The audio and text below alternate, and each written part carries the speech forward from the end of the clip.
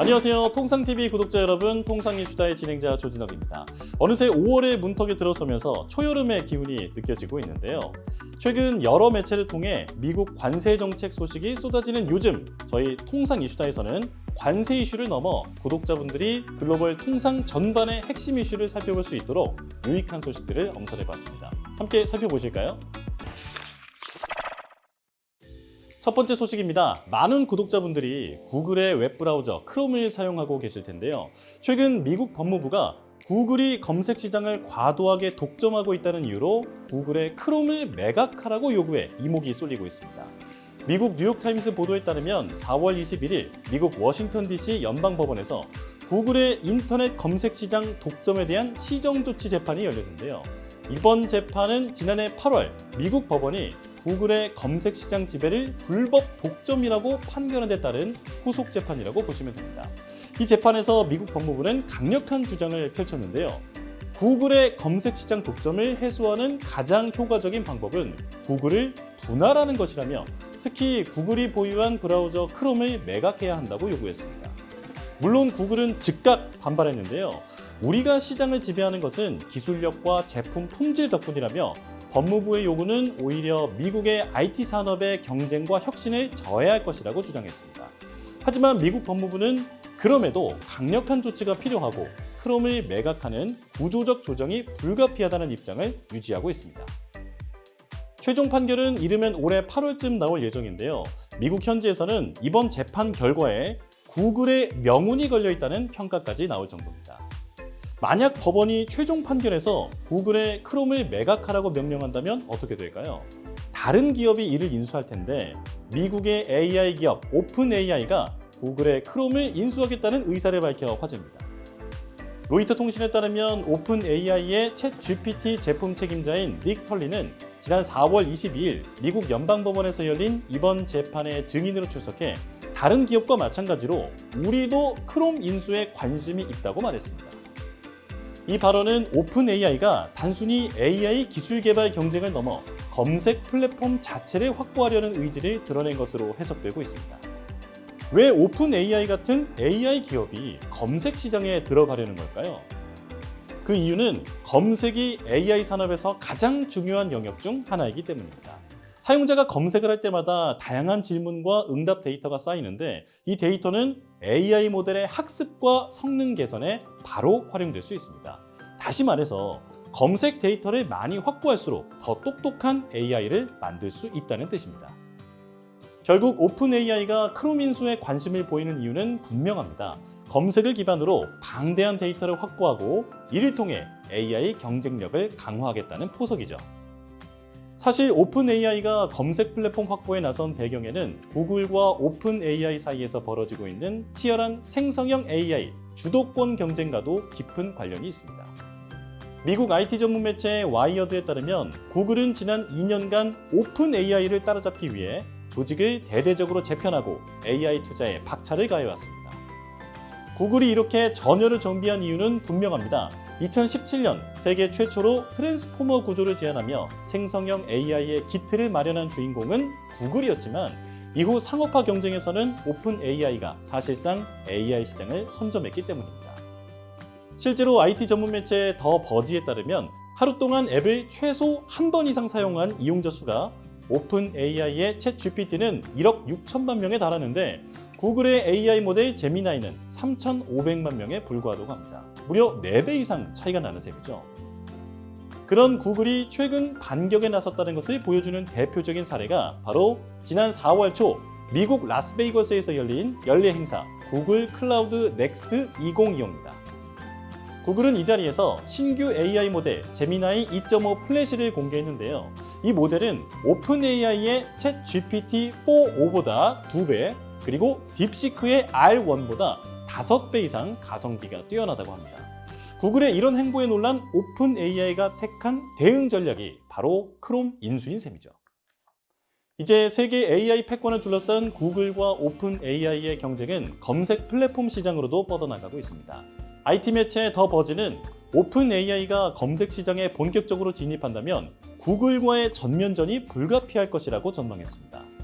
앞으로 펼쳐질 두 회사의 치열한 경쟁, 최종 승자는 누가 될지 한번 눈여겨봐야겠습니다.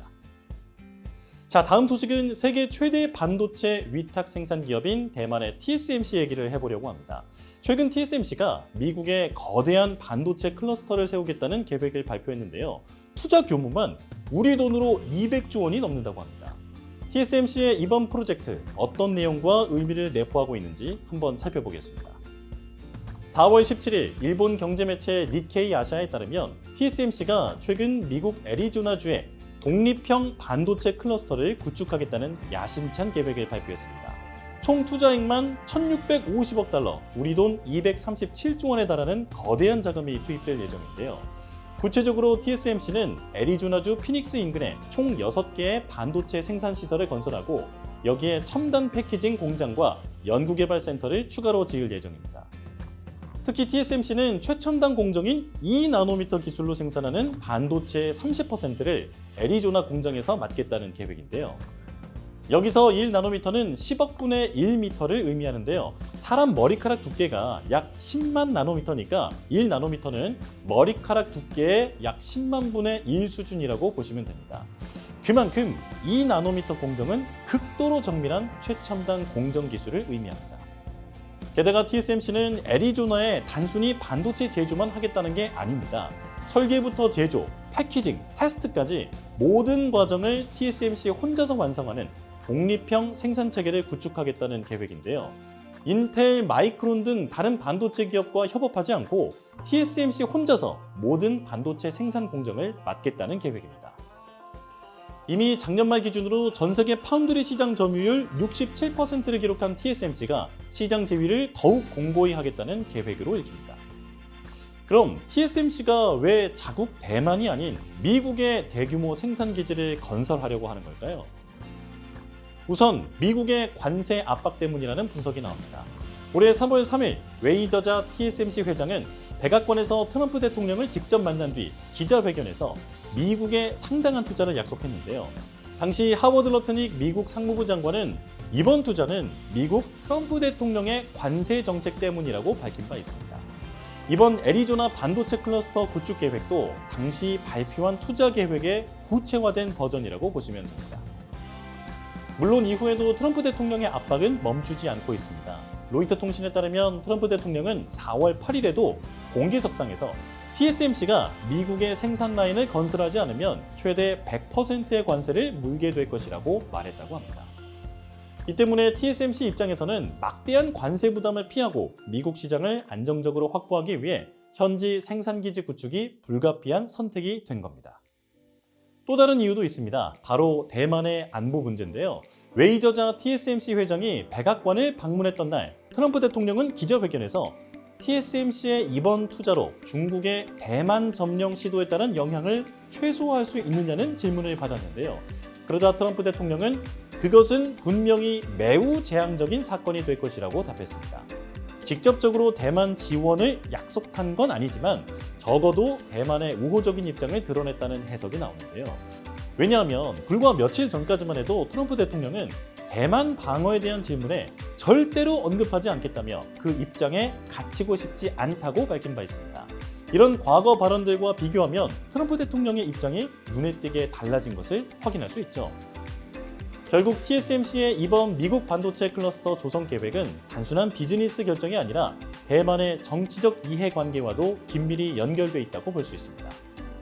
물론 TSMC 입장에선 아직 넘어야 할 과제들이 적지 않습니다. 가장 큰 문제는 숙련된 인력 부족입니다.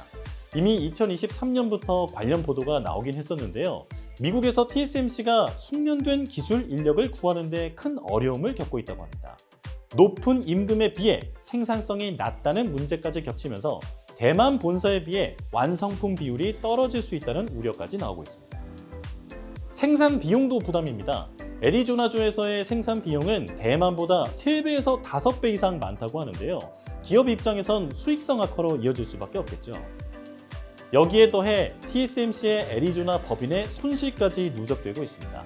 4월 21일 대만의 시장조사 업체 트렌드포스에 따르면 TSMC의 미국 애리조나 법인은 작년에만 대만 달러로 143억 달러, 우리 돈으로 6천억 원이 넘는 손실을 기록했다고 합니다.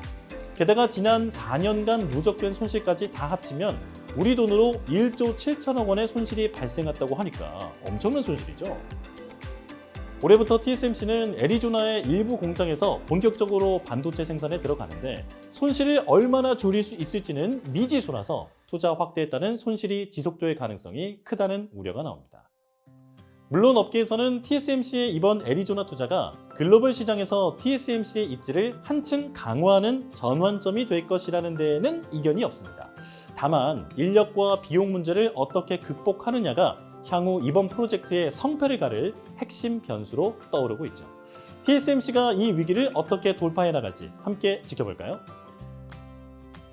세 번째 소식입니다. 전기차 배터리 기업인 중국의 CATL이 단 5분만 충전해도 500km 이상 달릴 수 있는 새로운 전기차 배터리 기술을 공개해 전 세계를 깜짝 놀라게 했습니다. 여기에 리튬 대신 나트륨을 사용한 일명 소금 배터리까지 공개했다고 하는데요. 무엇 때문에 전 세계가 깜짝 놀랐는지 한번 확인해 보겠습니다. 미국 경제매체 CNBC 보도에 따르면 4월 21일 CATL은 중국 상하이 모터쇼 개막을 앞두고 열린 테크데이 행사에서 신형 리튬이온 배터리 일명 썬싱을 공개했습니다. CATL에 따르면 썬싱 배터리는 무엇보다 충전 속도를 획기적으로 끌어올린 점이 최대 강점으로 꼽히는데요. 기본 주행거리는 무려 800km에 달하고 특히 단 5분 충전만으로도 520km나 주행할 수 있다고 합니다. 보통 전기차는 충전에 많은 시간이 걸린다는 인식이 있었는데 마치 주유소에서 차량에 기름 넣는 시간과 거의 비슷한 수준까지 온 겁니다. 특히 썬싱 배터리는 추운 날씨에서도 성능 저하가 크지 않았다고 하는데요. 일반적으로 영하의 기온에서는 전기차 배터리 충전 속도가 급격히 느려지는데 CATL은 썬싱 배터리가 이 약점을 상당 부분 극복했다고 주장합니다. CATL에 따르면 썬싱 배터리는 영하의 환경에서도 15분 만에 배터리 용량의 80%를 충전할 수 있다고 합니다. CNN에 따르면 업계 평가도 긍정적입니다. CATL이 발표한 내용을 보면 썬싱 배터리 성능이 경쟁사들을 압도하고 있다는 이유에서입니다. 실제로 세계 최대 전기차 제조사 중 하나인 중국의 비아디는 지난 3월 단 5분 충전으로 470km를 주행할 수 있는 급속 충전 기술을 선보였는데요. CATL이 이번에 공개한 썬싱은 이보다 더 긴 주행거리와 더 빠른 충전 효율을 보여주고 있습니다. 일론 머스크가 이끄는 미국의 전기차 기업 테슬라도 비교 대상입니다. 테슬라의 경우 고속 충전기인 슈퍼차저로 15분을 충전하면 약 320km를 주행할 수 있는데 이를 감안하면 썬싱은 충전 속도와 주행거리 모두 테슬라를 능가한 셈입니다. 이날 CATL은 또 하나의 신기술도 공개했는데요. 바로 리튬 대신 나트륨을 사용하는 낙스트라라는 2세대 나트륨 이온 배터리입니다. 나트륨 이온 배터리는 리튬과 비교해 몇 가지 뚜렷한 장점을 가지고 있는데요. 바로 배터리의 원료인 나트륨이 지구상의 원료가 풍부하기 때문에 공급이 원활하고 가격이 훨씬 저렴하다는 점입니다. 실제로 소금에서 염소만 제거하면 쉽게 나트륨을 얻을 수 있고 가격도 리튬 대비 약 50분의 1 수준에 불과하죠. CATL이 당신의 부엌에서도 에너지 문제를 해결할 수 있다라고 강조한 이유가 여기에 있습니다. 하지만 나트륨 이온 배터리의 강점은 가격에만 있는 게 아닙니다. 성능도 기대 이상인데요. CATL에 따르면 낙스트라의 에너지 밀도는 1kg당 175W시로 현재 전기차 시장에서 널리 사용되고 있는 리튬 인산철 배터리, 즉 LFP 배터리와 비슷한 수준을 보여줍니다. CATL은 이 배터리를 탑재한 전기차가 단 한 번 충전으로 약 500km를 주행할 수 있으며 영하 40도와 같은 극한의 저온 환경에서도 90% 이상의 충전 효율을 유지한다고 설명합니다. 또 이날 행사에서는 낙스트라의 강력한 안전성을 보여주는 시연 영상도 공개됐는데요. CATL이 낙스트라를 드릴로 뚫거나 전기톱으로 절단하는 테스트를 진행했는데 일반적인 배터리였다면 폭발하거나 화재가 발생했을 상황에서도 영상 속에서 낙스트라는 연기조차 나지 않았습니다. CATL은 이 장면을 통해 낙스트라가 기존 배터리에 비해 화재 위험이 크게 낮다는 점을 강조했습니다. CATL의 정위친 회장에 따르면 현재 CATL은 나트륨 이온 배터리의 대규모 양산 준비를 마친 상태고 이르면 올해 하반기 중에 양산에 들어갈 예정이라고 합니다. 이처럼 중국 전기차 배터리 기업들은 최근 강력한 기술력을 바탕으로 글로벌 시장 점유율을 빠르게 늘려나가고 있는데요. 시장 조사기관 CNEV 포스트에 따르면 2024년 기준 중국의 CATL은 글로벌 전기차 배터리 시장에서 37.9%의 점유율을 기록하며 1위를 차지했습니다. 비아디 역시 17.2%를 기록하며 2위에 올랐는데요. 두 기업의 점유율을 합하면 55%를 훌쩍 넘습니다. 블룸버그도 최근 보고서에서 중국 배터리 기업들이 전기차 시대의 핵심 공급망을 사실상 장악했다고 분석했습니다. 업계에서는 앞으로 몇 년간 중국 기업들의 기술 개발과 시장 확장이 지금보다 훨씬 더 빠르게 진행될 것으로 내다보고 있습니다. 이 같은 흐름이 이어진다면 글로벌 전기차 시장에서 중국의 영향력은 한층 더 커질 전망입니다. 우리 기업들도 기술력 강화는 물론이고 가격 경쟁력 확보와 생산 체계 혁신 등 장기적인 대응 전략을 본격적으로 고민해야 할 시점 같습니다. 자, 오늘도 빠르게 변화하는 글로벌 통상 이슈들을 함께 살펴봤는데요. 통상TV가 전해드린 정보가 유익하셨다면 좋아요와 구독 버튼으로 따뜻한 응원 보내주시기 바랍니다. 지금까지 통상 이슈다의 조진혁이었습니다. 다음 시간에는 더 흥미롭고 알찬 소식으로 찾아뵙겠습니다. 고맙습니다.